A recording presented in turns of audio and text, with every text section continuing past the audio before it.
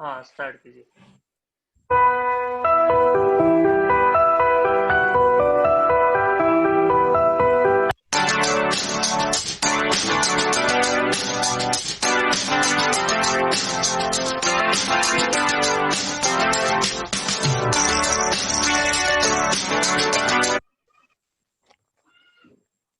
बृहन्मुंबई महानगर पालिका शिक्षण विभाग प्रस्तुत education for all initiative online education कार्यक्रम में आप सभी बच्चों का स्वागत है।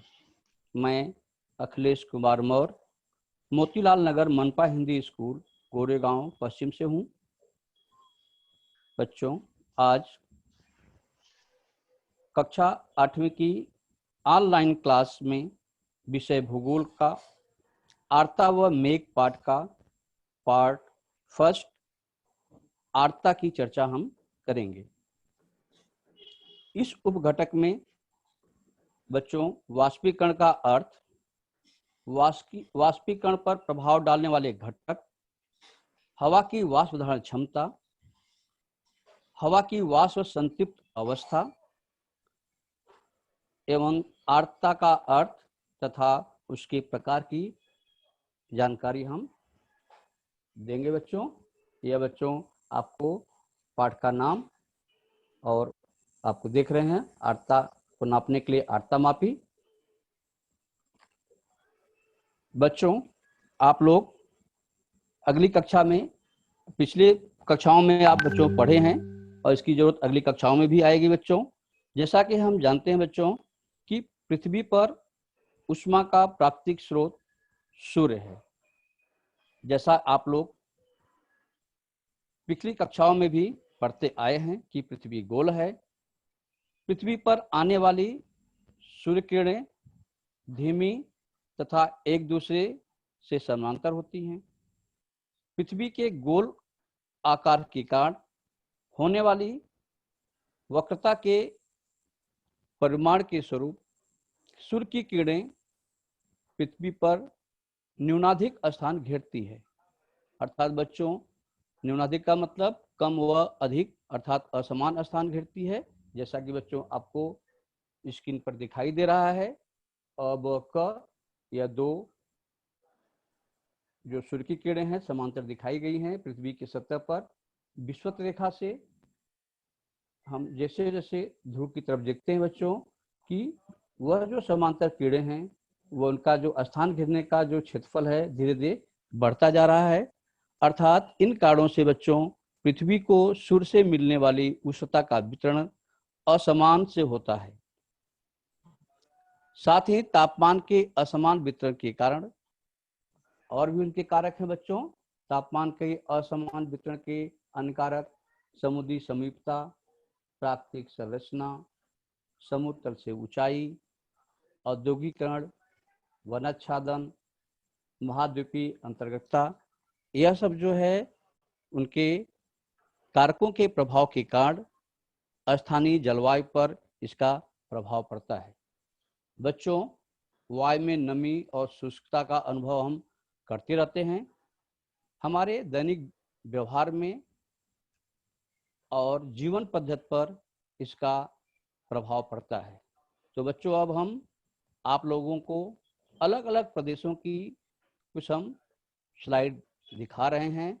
अलग अलग जो क्षेत्र हैं उनके साथ उन क्षेत्रों के वातावरण की स्थिति में होने वाले परिवर्तन का भी संवाद आपको देखने को मिलेगा, जिससे आपको सब जानकारियां कुछ स्पष्ट होगी। बच्चों, हम ये देखते हैं बच्चों, यह जो स्थान है यह राजस्थान शुष्क एवं गर्म मौसम वाले क्षेत्र में आता है।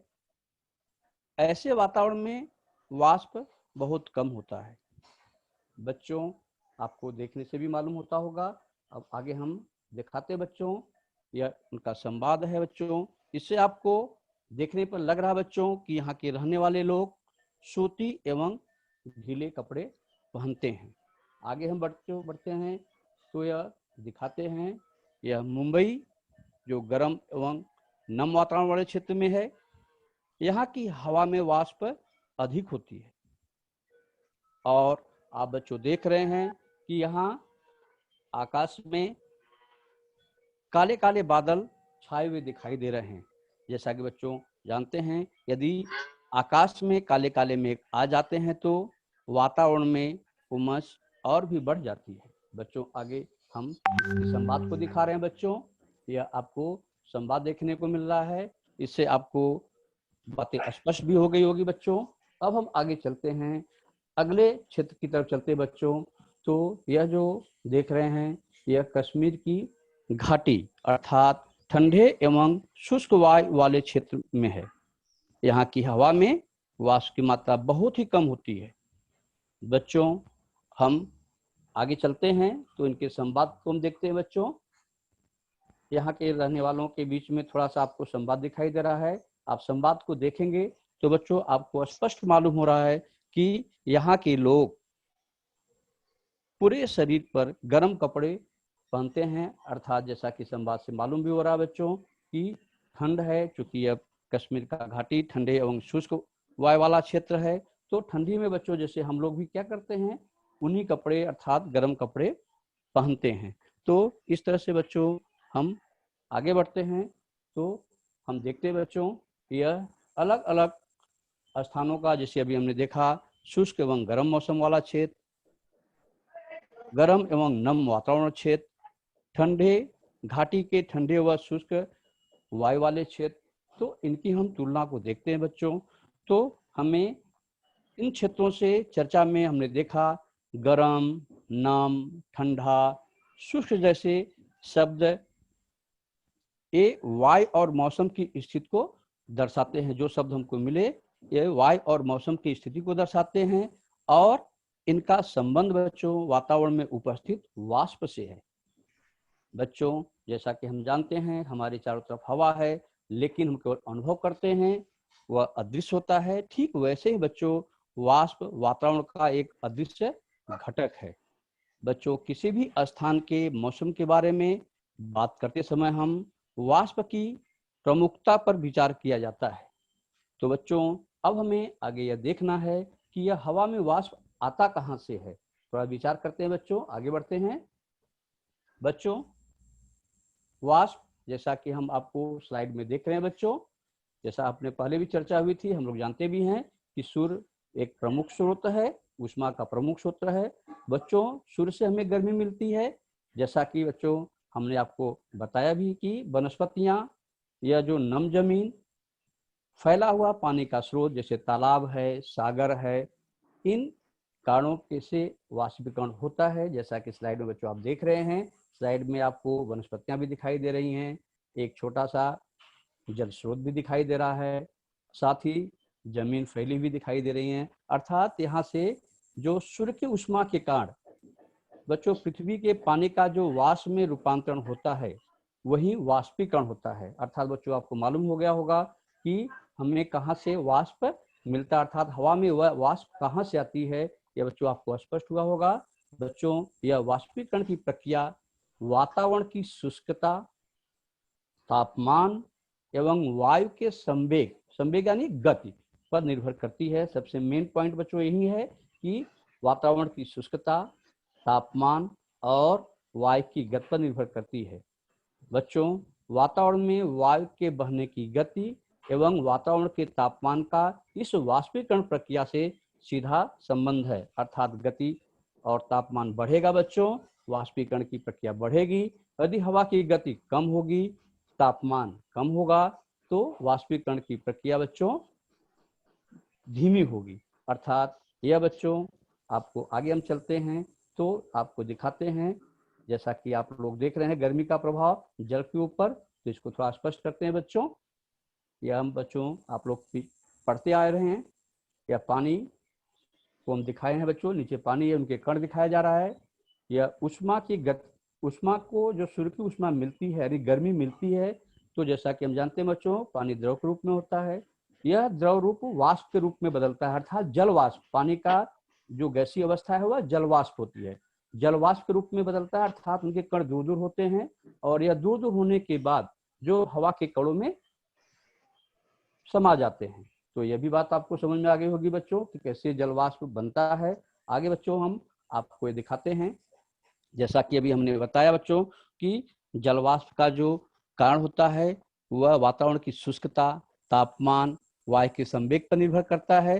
तो बच्चों यहाँ हम देखते हैं, जैसा कि आप लोग घर में भी बच्चों देखे होंगे, कि आपको स्क्रीन पर भी दिखाई दे रही है, कपड़े को हम घर में सुखा रहे हैं, आप लोग घर में होता भी है बच्चों। तो यहाँ यह जो हम पंखे के नीचे रखते हैं, जो पंखे की हवा होती है बच्चों, अर्थात हवा की गति, पंखे की हवा जैसे जैसे तेज होती है वह कपड़े के शुष्क होने अर्थात सूखने की जो गति है वह जल्दी हो जाता है, अर्थात वाष्पीकरण की प्रक्रिया जल्दी होती है। हम यदि हवा को, पंखे को स्लो करते हैं अर्थात हवा की गति कम करते हैं तो कपड़ा हमारी देरी से सूखता है। देरी सूखने का मतलब बच्चों, इस कपड़े का में जो उपस्थित पानी का वाष्प है वह उसकी बनने की, वाष्पीकरण की प्रक्रिया वह धीमी हो जाती है। तो बच्चों ये इससे स्पष्ट हो गया कि हवा के गति का क्या प्रभाव पड़ता है वाष्पीकरण पर। आगे हम बच्चों आपको चलते हैं, दिखाते हैं दूसरी स्लाइड। बच्चों यह स्लाइड आपको देखने पर लग रहा है, यह खुले मैदान में कपड़े को डाला गया है, अर्थात यहाँ देखने में भी लग रहा है बच्चों मौसम एकदम शुष्क है, चूंकि यह खुला वातावरण है तो अर्थात तापमान भी यहाँ होगा। अर्थात बच्चों हम जानते हैं जैसे जैसे सूर्य की गर्मी, यदि धूप अधिक है तो हमारा कपड़ा जल्दी सूखता है, अर्थात वाष्पीकरण की प्रक्रिया तेज होती है। और यदि धूप कम है तो बच्चों हमारा कपड़ा बाहर भी उसके वाष्पीकरण की प्रक्रिया धीमी होती है, अर्थात कपड़ा हमारा सूखने की प्रक्रिया देर से होती है। अर्थात यह भी आपको बच्चों समझ में आ गया होगा कि किस तरह से वाष्पीकरण के ऊपर वातावरण की शुष्कता, तापमान एवं वायु के गति का प्रभाव पड़ता है। अर्थात आगे हम बच्चों बढ़ते हैं तो आपको यह एक स्लाइड है बच्चों, इस स्लाइड में आपको जो तालिका बनी है उससे बच्चों आपको समझ में आ जाएगा कि जैसे शुष्कता अभी हमने लिया था ना, वाष्पीकरण की गति का प्रभाव डालने वाला घटक शुष्कता। हम देखते हैं बच्चों यदि शुष्कता कम है तो वाष्पीकरण की प्रक्रिया कम है, यदि बच्चों शुष्कता अधिक है, वायु में शुष्कता अधिक है तो वाष्पीकरण की प्रक्रिया अधिक है। जैसा कि अभी पीछे बच्चों हम लोग चर्चा किए, हम उसको तालिका के रूप में यहाँ दे दिए हैं, टेबल के रूप में आपको दिखा रहे हैं।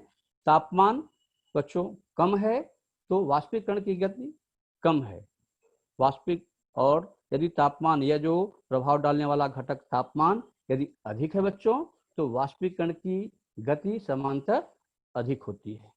यदि हवा की गति पर जाते हैं बच्चों तो यहाँ भी हम पीछे भी देखिए बच्चों, यहाँ तालिका में वही चीज लिखा गया बच्चों कि हवा की गति कम है अर्थात तो वाष्पीकरण की गति समांतर कम होती है, और यदि हवा की गति बच्चों अधिक होती है तो वाष्पीकरण की गति समांतर अधिक होती है।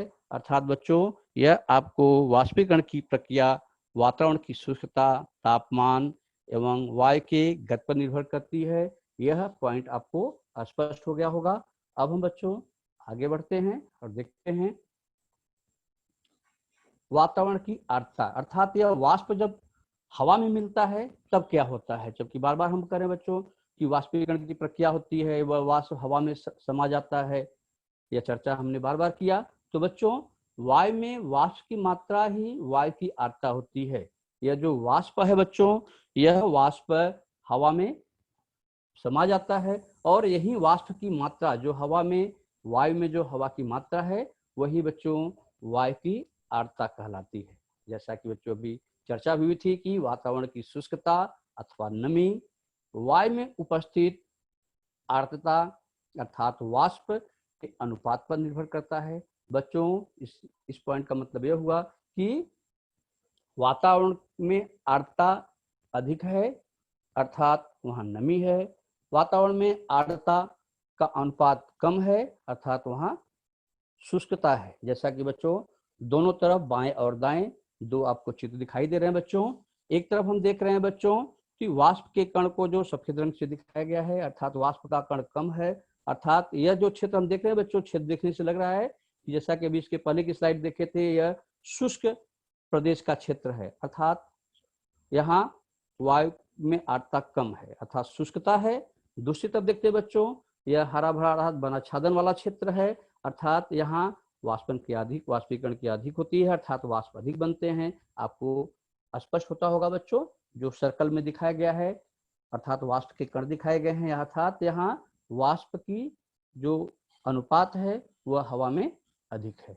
आगे बच्चों हम विशिष्ट तापमान पर एक विशिष्ट अनुपात में ही वाष्प धारण कर सकती है। जो हवा होती है बच्चों, एक विशिष्ट तापमान पर विशिष्ट अनुपात में ही वाष्प धारण कर सकती है, और वायु का तापमान उसकी वाष्प धारण करने की क्षमता में बच्चों यह भी एक सीधा संबंध है। जैसा कि बच्चों हमने बताया था, पीछे चर्चा किया था कि तापमान बढ़ता है तो वाष्प धारण क्षमता बढ़ती है, तापमान बच्चों कम होता है तो वाष्प धारण क्षमता कम होती है। अर्थात एक बढ़ रहा है तो दूसरा बढ़ रहा है, अर्थात सीधा संबंध है बच्चों।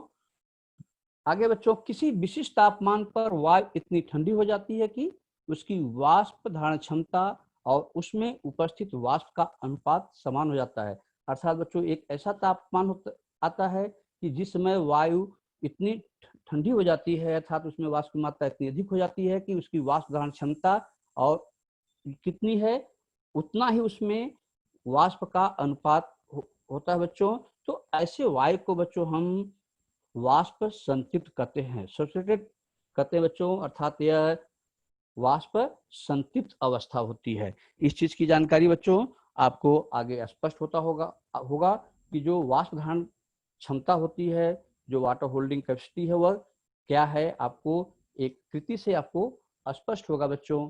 जैसा कि यहाँ आपको वीडियो में दिखाई देगा बच्चों, आप इसको सुनिए। बच्चों, दो गोलाकार हम ट्रे लेते हैं, जिसमें एक गोलाकार ट्रे में छिद्र नहीं है, दूसरा गोलाकार ट्रे में यह छिद्रयुक्त है। अब हम छिद्रयुक्त गोलाकार जो ट्रे है उसको हम बिना छिद्र वाले गोलाकार ट्रे में रखते हैं। यह बच्चों स्पंज, जिसमें बिल्कुल पानी नहीं है, इस स्पंज को हम छिद्र वाले ट्रे में रखते हैं। अब हम इसे चम्मच से इस स्पंज के ऊपर हम पानी को डालते जा रहे हैं बच्चों। यह स्पंज पानी को धारण कर रहा है, अर्थात सोख रहा है बच्चों। इस तरह से हम पानी को देख रहे हैं बच्चों कि हम पानी को डालते जा रहे हैं और यह स्पंज पानी को धारण कर रहा है। अर्थात धारण करते जाने का मतलब यह सोखते हुए जा रहा है बच्चों।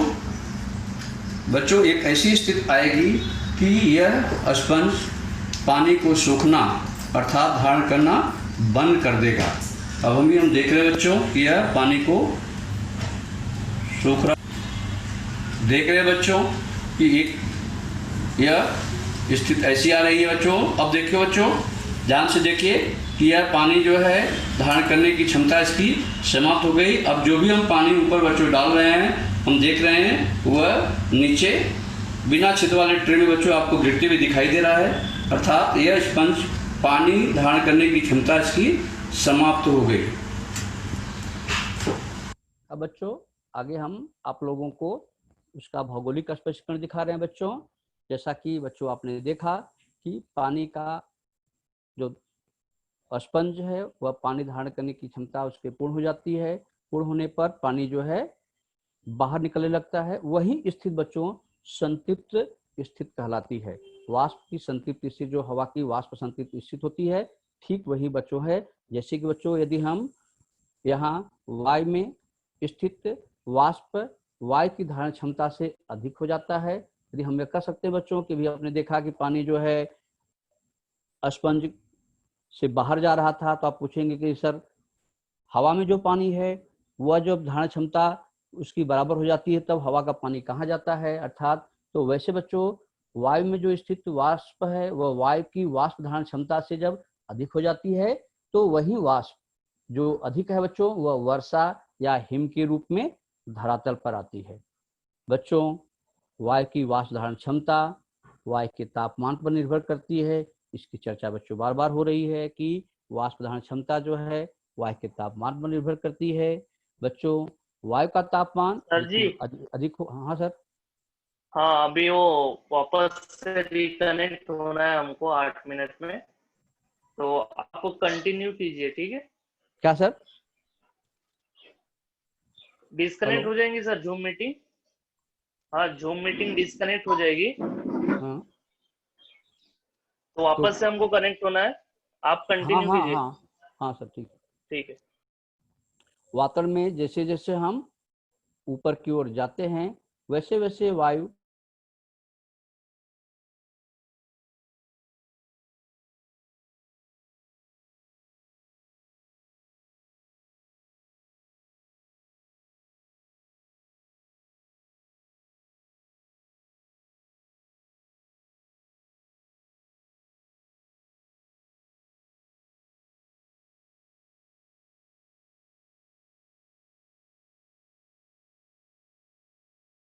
अर्थात 1 मीटर लंबा, 1 मीटर चौड़ा और 1 मीटर ऊंचाई वाले ऐसे वायु में वाष्प धारण क्षमता अर्थात वाष्प कितना है, इतनी वायु अर्थात 1 घन मीटर वायु में कितना वाष्प है बच्चों, वही जो है वाष्प धारण क्षमता होती है।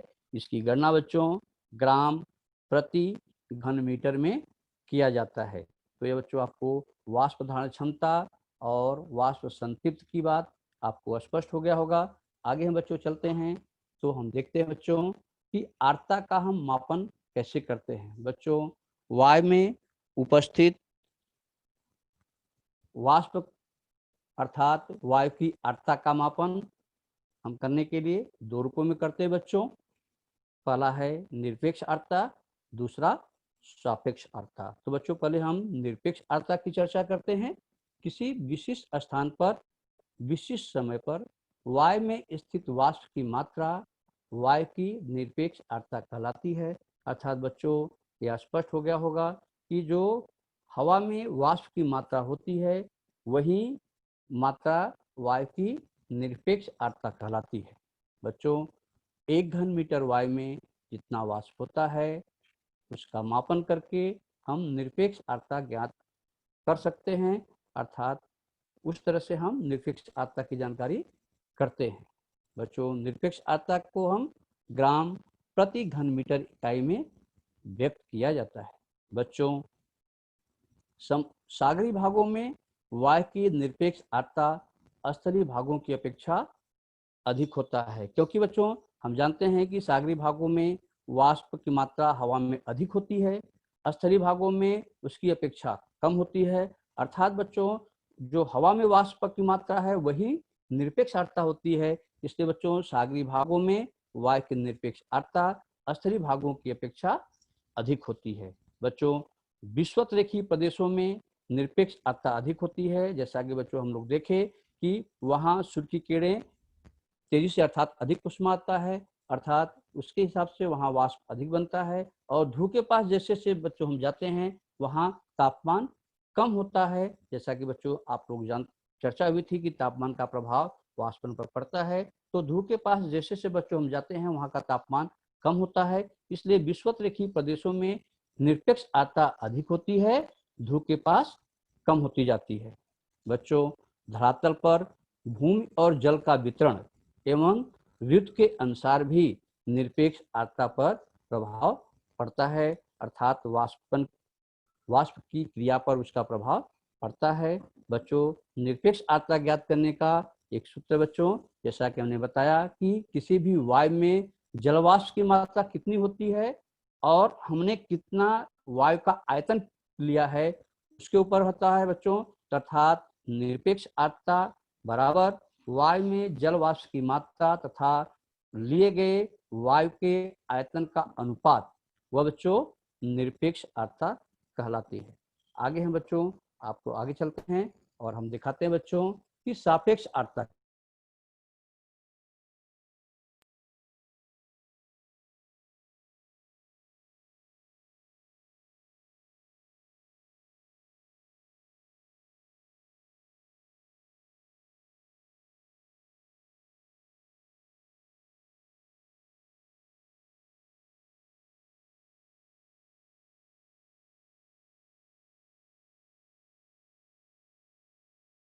सापेक्ष आर्द्रता में क्या अंतर है आगे हम बच्चों